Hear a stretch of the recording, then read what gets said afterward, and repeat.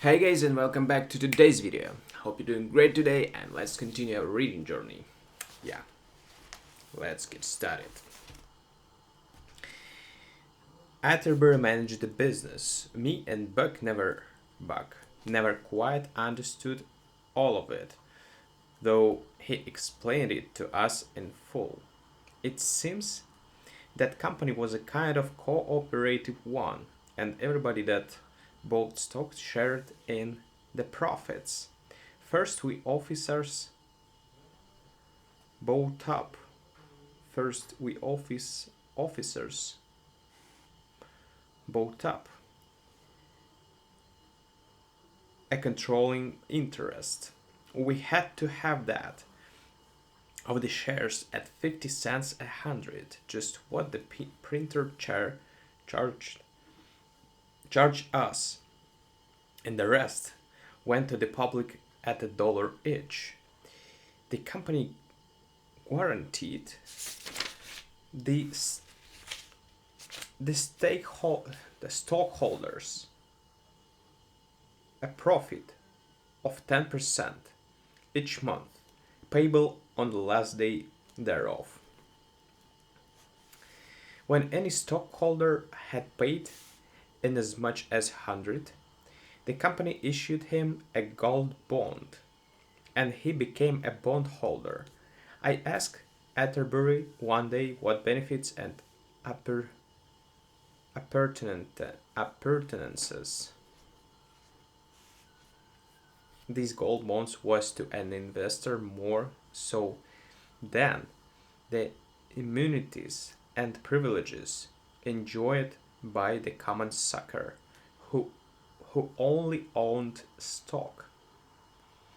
Atterbury picked up one of them gold bonds, all glit, and lettered up for the flourishes, and a big real seal tied with a blue ribbon in a bow knot, and he looked at me like his feelings was hurt. My dear Colonel Pickens, says he, you have no soul for art. Thanks. Think of 1,000 homes made happy by processing one of these beautiful gems of the lithographer's skill. Lithographer. Who is this guy? Skill. Think of the joy in the household where one of these gold bones hands by a pink cord to the whatnot. What is that?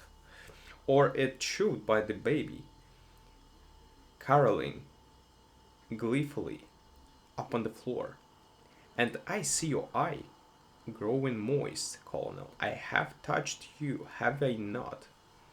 You have not. You have not, says I. For I've been watching you. The moisture, you see, is an apple juice. You can't expect one man to act as a human cider press and an art connoisseur too. Art connoisseur. Atterbury attended to the details of the concern. As I understand it, they was simple.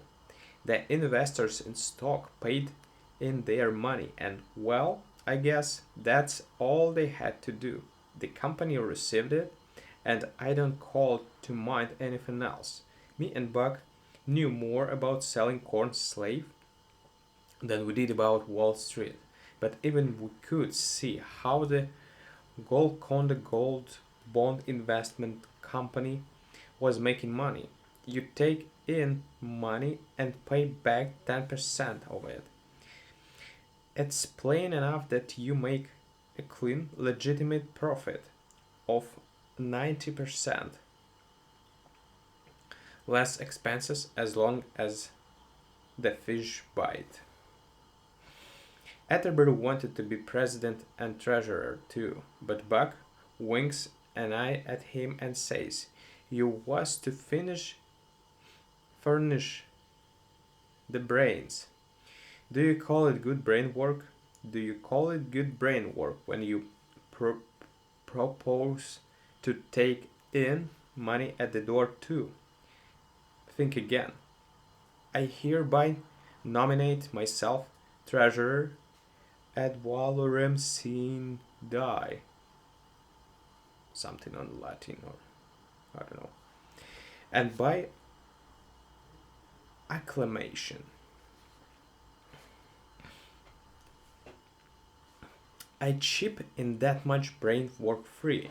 Me and Pickens were we've furnished the capital, and we we will handle the unearned unearned increment as it increments. It cost us 500 for office rent and first payment on furniture. 1,500 more went for printing and advertising. Atterbury knew his business. 3 months to a minute will last, says he. A day longer than that, and we will have to or go go under an alias. By that time we ought to clean up 60,000, and then a money belt and a lower brief for me, and the yellow journals and the furniture man can pick those bones. Our ads done to work, done the work. Our ads, our ads done the work.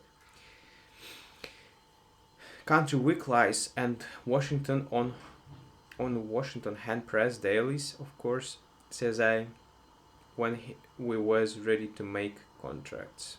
Man, says Atterbury, as its advertising manager, you would cause a Limburger cheese factory to remain undiscovered during hot summer.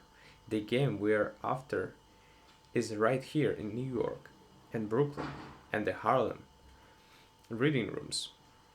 They are the people that the streetcar fenders, and the answers to correspondence columns and the pickpocket notices. Pickpocket notices are made for. We want our ads in the biggest city dailies, top of column, next to editorials on radium and pictures of the girl doing health exercises. Pretty soon the money begins to roll in. Buck didn't have to pretend to be busy. His desk was piled high up with money, orders, and checks, and greenbacks. People began to drop in the office and buy stock every day. Most of the shares went in small amounts, $10 and 25 and 50, and a good many 2 and 3 lots. $2 and $3 lots. And the bald and inviolate cranium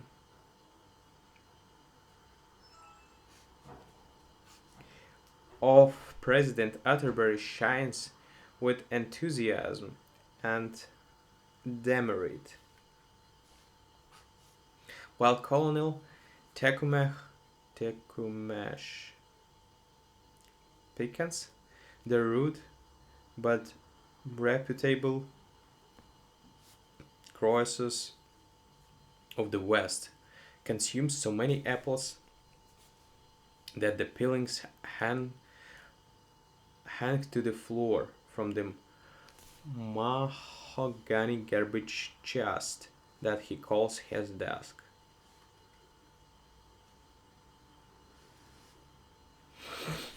Just as Atterbury said, we ran along about 3 months without being troubled. Buck cashed the paper as fast as it came and kept the money in safe deposit vault a block or so away. Buck never thought much of banks for such purposes. We paid the interest regular on the stock we've sold, so there was nothing for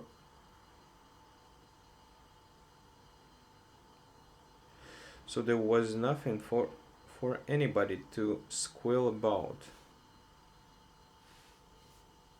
We had nearly 50,000 on hand, and all three of us had been living as high as prize fighters out of training.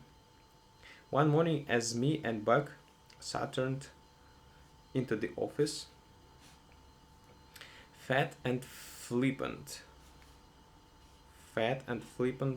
from our noon grub, we met an easy-looking fellow with a bright eye and a pipe in his mouth coming out. We found Atterbury looking like he had been caught a mile from home in a wet shower. "Know that man?" he asked us. We said we didn't. "I don't either," says Atterbury, whipping out his head. "But I'll bet enough gold bones to paper a cell in the Tombs that he's a newspaper reporter." "What did he want?" asked Buck. "Information," says our president. Alright, guys, more details tomorrow. Thank you for listening to me today and see you. Bye.